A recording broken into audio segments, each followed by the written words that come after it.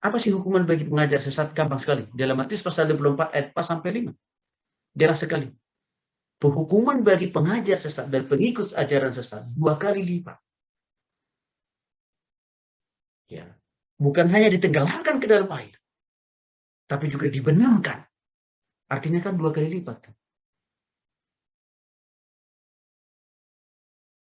Ya. Dan tidak, dan sudah pastilah nggak ada pengajar sesat masuk surga. Hati-hati, ajaran sesat itu bukan datang dari agama lain, tapi mereka mengaku dari dalam, mereka mengaku agama Kristen juga. Makanya saya katakan tadi, mereka ini agak sulit kita hadapi karena bagaikan musuh dalam selimut.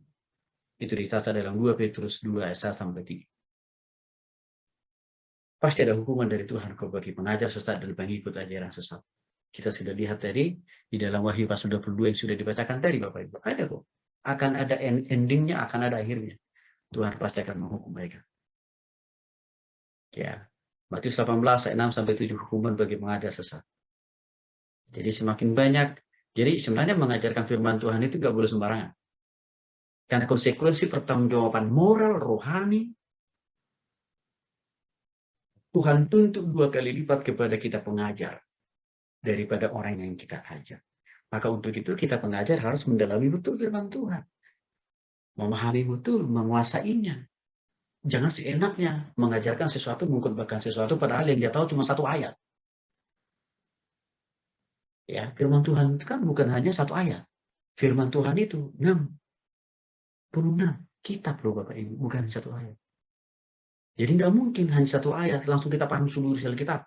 Langsung ajaran kita benar, nggak mungkin. Untuk itulah kenapa saya terus senang mendalami firman Tuhan, mendalami teologi.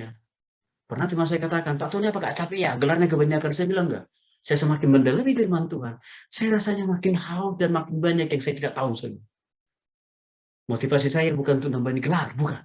Tapi saya rindu mengenal Tuhan, mempercayai Tuhan lebih dalam, supaya saya bisa menolong orang lain, sehingga ajaran saya tidak sampai salah.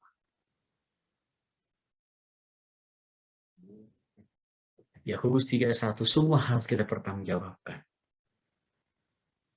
Supaya waktu Tuhan minta pertanggungjawaban itu, kita bisa pertanggungjawaban itu benar. Maka kita harus belajar firman Tuhan dengan benar. Pasal yang dipakai oleh pemerintah untuk menjerat mereka-mereka pelaku ajaran sesat masih memakai Undang-Undang KUHP pasal 156 huruf A. Ya, yang berbunyi ya dipidana dengan pidana penjara selama-lamanya 5 tahun. Barang siapa dengan sengaja di muka umum mengeluarkan perasaan atau melakukan perbuatan yang pada pokoknya bersifat permusuhan atau penyalahgunaan atau penodaan terhadap suatu agama yang dianut di Indonesia. Ini pasal ini masih sering dipakai. Bang Hapim juga dijerat oleh pasal ini, maka kurang lebih 5 tahun dia lebih suka miskin.